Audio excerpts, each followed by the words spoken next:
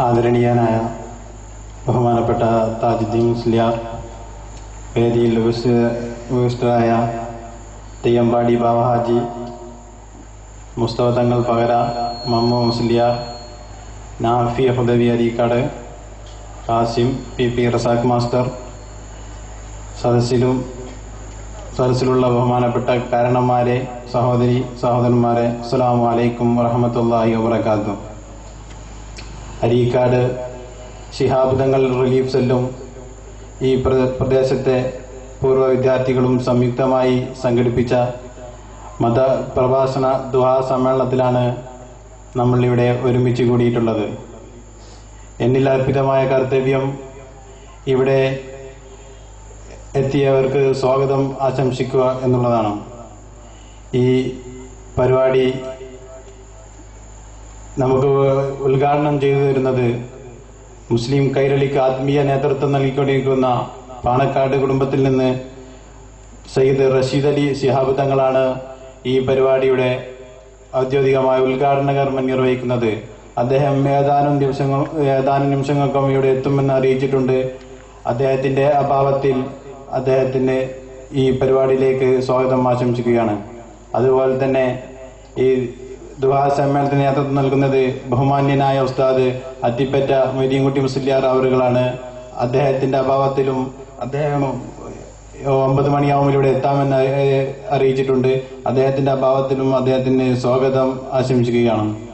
അതുപോലെ തന്നെ ഈ പരിപാടിയിൽ മുഖ്യ പ്രഭാഷണം നടത്തുന്നത് ബഹുമാനപ്പെട്ട അബ്ദുൽ അസീസ് അഷ്റഫി കാഞ്ഞങ്ങാട് ഉസ്താദ് അവറുകളാണ്. അദ്ദേഹം ധർമ്മം മറക്കുന്ന നവതലമുറ എന്ന വിഷയത്തെ ആസ്പദമാക്കിക്കൊണ്ട് ഇന്നും നാളെയും നമ്മോട് സംവദിക്കും. അദ്ദേഹം സ്ഥലത്തെത്തിയിട്ടുണ്ട്. അദ്ദേഹത്തിന്റെ അഭാവത്തിൽ അദ്ദേഹം ഏതാനും നിമിഷങ്ങൾ ഇവിടെ എത്തും. അദ്ദേഹത്തിനും ഈ പരിപാടിയിലേക്ക് ആർദ്രമായി സംഘാടക സമിതിക്ക് വേണ്ടി സ്വാഗതം ചെയ്യുകയാണ്. അതുപോലെ തന്നെ ഈ സ്റ്റേജിൽ ഉപവിഷ്ടരായ മുസ്തഫ തങ്ങൾ, താജുദ്ദീൻ മുസ്ലിയാർ, മമ്മു മുസ്ലിയാർ, അത് ഇവിടെ എത്താൻ വരുന്നേറ്റ തലപ്പറമ്പ് പള്ളിയിൽ മുദരീസ് അബ്ദുൽ വഹാബ് ബാക്കവി, അത് അരീക്കാട് മുദരീസ് ഗഫൂർ ഹസനി തുടങ്ങിയ എല്ലാവരെയും ഈ പരിപാടിയിലേക്ക് ആദ്യമായി സ്വാഗതം ചെയ്യുകയാണ്. അതുപോലെ തന്നെ ഇതിന് എല്ലാ സഹായം ചെയ്തു തന്ന അരീക്കാടിന്റെ പ്രദേശത്തെ പാവങ്ങൾക്ക് ഏറെ തണലായി മാറിക്കൊണ്ടിരിക്കുന്ന അരീക്കാട് ശിഹാബ് തങ്ങൾ റിലീഫ് സെല്ലിന്റെ ഭാരവാഹികൾക്കും എല്ലാവരെയും ഈ പരിപാടിയിലേക്ക് ഒറ്റവാക്കിൽ സ്വാഗതം ചെയ്തുകൊണ്ട് ഈ പരിപാടിയുടെ നിയന്ത്രണം ഏറ്റെടുക്കുന്നതിന് വേണ്ടി ബഹുമാന്യനായ തെയ്യമ്പാടി ബാവാജി അവരോട് അഭ്യർത്ഥിച്ചുകൊണ്ട് ഞാൻ നിർത്തുന്നു. അസ്സലാമു അലൈക്കും വറഹ്മത്തുള്ളാഹി വബറകാതുഹു.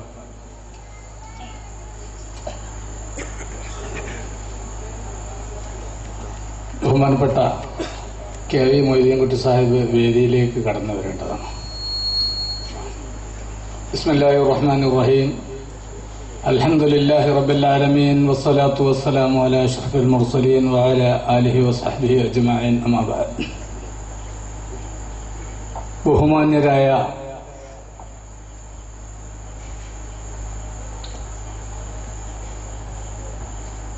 പകര മുസ്തഫ തങ്ങൾ അവറുകളെ, പ്രിയങ്കരനായ നമ്മുടെയൊക്കെ മനസ്സിൽ ഇന്നും നിലനിൽക്കുന്ന നമ്മുടെ ഖത്തീബ് മുഹമ്മദ് മുസ്ലിയാരുടെ പൊന്നോമന പുത്രൻ താജുദ്ദീൻ മുസ്ലിയാർ അവറുകളെ,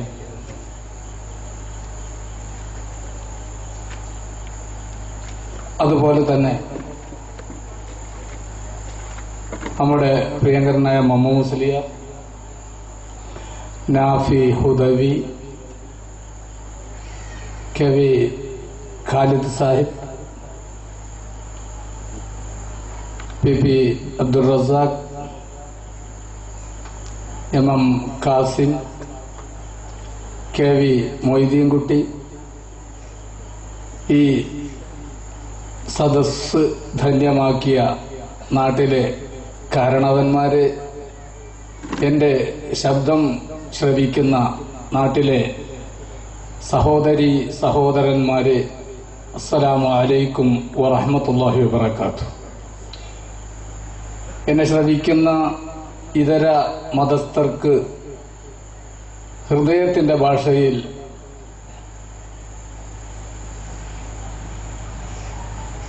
നന്ദി രേഖപ്പെടുത്തുകയാണ്. ഈ സദസ്സ് കേൾക്കാൻ ധാരാളം മുസ്ലിം സുഹൃത്തുക്കൾ ഉണ്ടാകും എന്ന് ഞാൻ മനസ്സിലാക്കുന്നു. ഒരു സുദീർഘമായ അധ്യക്ഷ പ്രസംഗം നടത്താൻ ആഗ്രഹിക്കുന്നില്ല. നമ്മുടെ ഇന്നത്തെ ഈ വേദിയിൽ നമ്മോട് സംവദിക്കുന്ന ബഹുമാന്യനായ അബ്ദുൽ അസീസ് അഷ്റഫി അവറുകൾ നമ്മുടെ തൊട്ടടുത്ത വീട്ടിൽ തന്നെ സ്വല്പം വിശ്രമിക്കുകയാണ്. 6 മണിക്കുള്ള ട്രെയിനിന് അദ്ദേഹം എത്തിയിട്ടുണ്ട്. അദ്ദേഹത്തിന്റെ പ്രഭാഷണം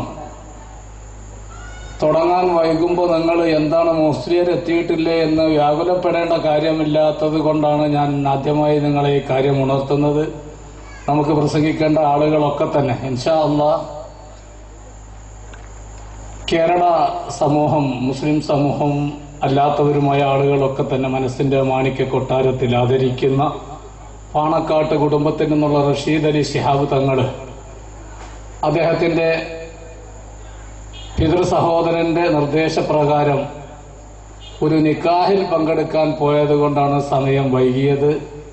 പാണക്കാട്ട് കുടുംബത്തിലെ കഥ അങ്ങനെയൊക്കെയാ. കാര്യം വിചാരിച്ച സമയത്ത് എത്തിച്ചേരാൻ അവർക്ക് കഴിയുകയില്ല. പക്ഷേ പറഞ്ഞ സ്ഥലങ്ങളിൽ എത്ര വൈകിയാലും എത്തിച്ചേരുന്നത് അവരുടെ ഒരു സ്വഭാവമാണ്.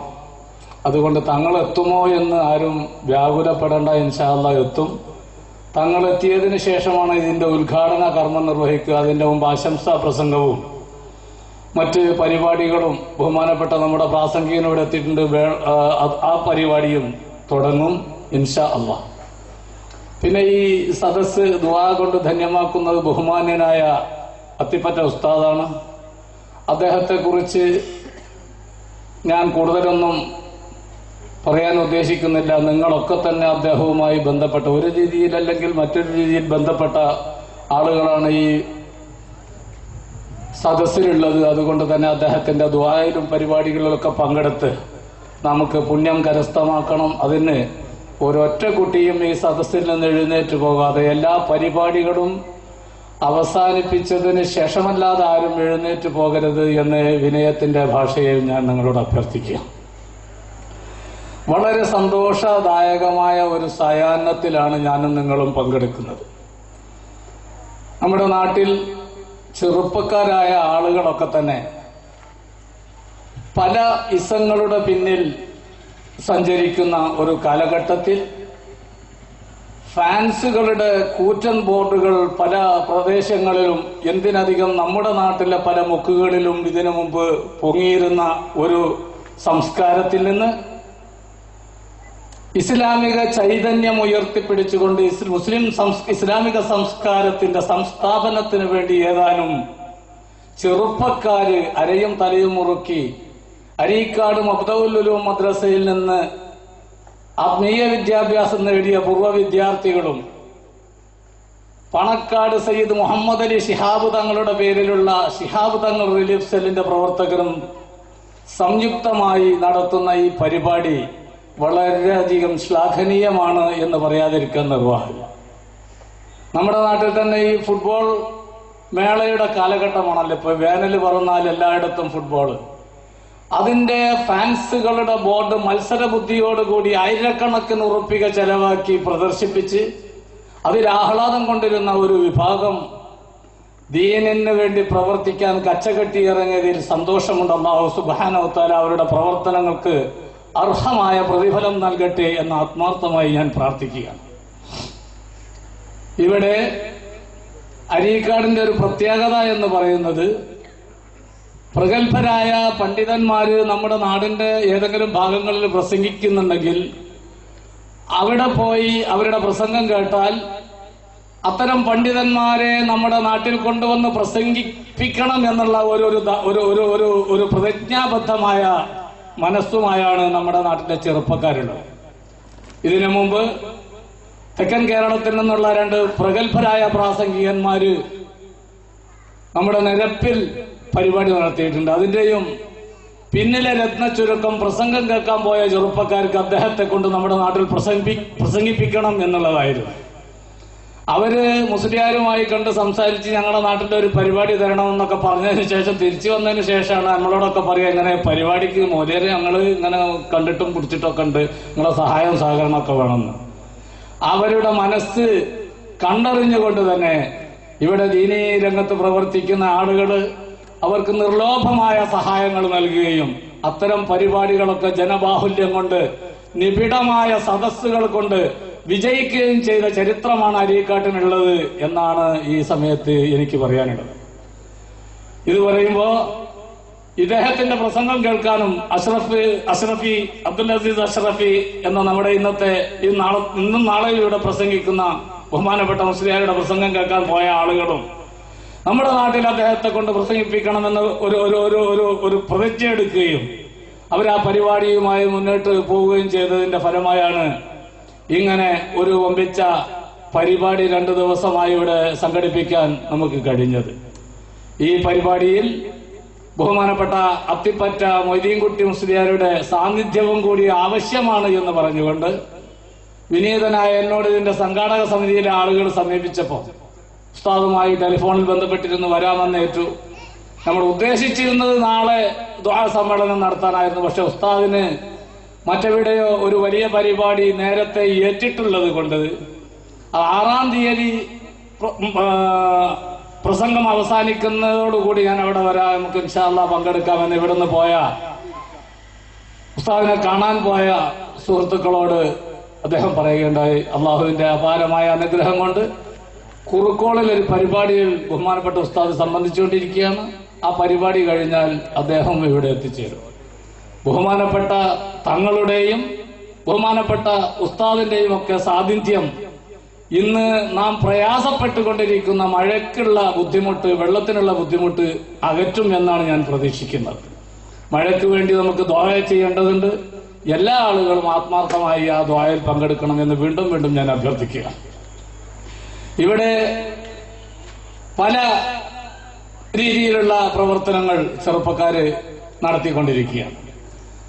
ചെറുപ്പക്കാരുടെ സാന്നിധ്യമില്ലാതെ ഒരു പ്രസ്ഥാനത്തിനും, അത് രാഷ്ട്രീയ പ്രസ്ഥാനങ്ങളായാലും ദീനീ സംഘടനകളായാലും മുന്നോട്ട് പോവുക സുസാധ്യമല്ല എന്ന് പറയാൻ കഴിയും. കാരണം പ്രായം ചെന്ന ആളുകൾക്ക് ചെറുപ്പക്കാർ ഓടിയെത്തുന്നിടത്ത് എത്തിച്ചേരാൻ സമയങ്ങളെടുക്കുമെന്നുള്ളത് കൊണ്ട് തന്നെ അത്തരം കാര്യങ്ങൾ വിജയിപ്പിക്കുന്നതിന് ചെറുപ്പക്കാരുടെ സാന്നിധ്യം അനിവാര്യമായത് കൊണ്ട് തന്നെ അവർ മുന്നിട്ടിറങ്ങുന്നത് സന്തോഷദായകമാണ് എന്ന് പറയാതിരിക്കാൻ നിർവാഹമില്ല. പക്ഷെ അത് അനിവാര്യമായ കാര്യങ്ങൾക്കാകുമ്പോ, വിശിഷ്യ ദീനീ കാര്യങ്ങൾക്കാകുമ്പോ അവരെ പ്രശംസിക്കാൻ, അവർക്ക് വേണ്ടുന്ന ഒരു കൈത്താങ്ങ് നൽകാൻ നാട്ടുകാരായ നാം ഒക്കെ തന്നെ അവരുടെ പിന്നിലണിനിരന്ന് അവർക്ക് നേതൃത്വം നൽകിക്കൊണ്ട് മുന്നിൽ നടന്ന് പ്രവർത്തിക്കണം എന്നാണ് എനിക്ക് വിനയത്തിന്റെ ഭാഷയിൽ പറയാനുള്ളത്.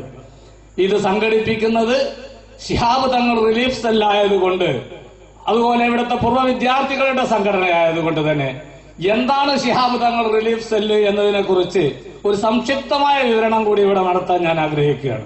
സുദീർഘമായ ഒരു അധ്യക്ഷ പ്രസംഗത്തിന് ഞാൻ മുതിരുന്നില്ല. ഇവിടെ അരീക്കാടിന്റെ ചരിത്രത്തിൽ വളരെ കാലം മുമ്പ് തന്നെ അരീക്കാട് റിലീഫ് കമ്മിറ്റി പ്രവർത്തിച്ചിരുന്നു. ആ റിലീഫ് കമ്മിറ്റി ക്രമേണ ബഹുമാനപ്പെട്ട ആദരണീയനായ ശിഹാബ് തങ്ങളുടെ മരണശേഷം ശിഹാബ് തങ്ങൾ റിലീഫ് സെല്ല് എന്ന നാമധേയം സ്വീകരിക്കുകയും നാട്ടിന്റെ നാനാഭാഗങ്ങളിലും പ്രവർത്തിക്കുന്ന ശിഹാബ് തങ്ങൾ റിലീഫ് കമ്മിറ്റികളെ പോലെ തന്നെ അരീക്കാടും പ്രവർത്തിച്ചു വരികയാണ്.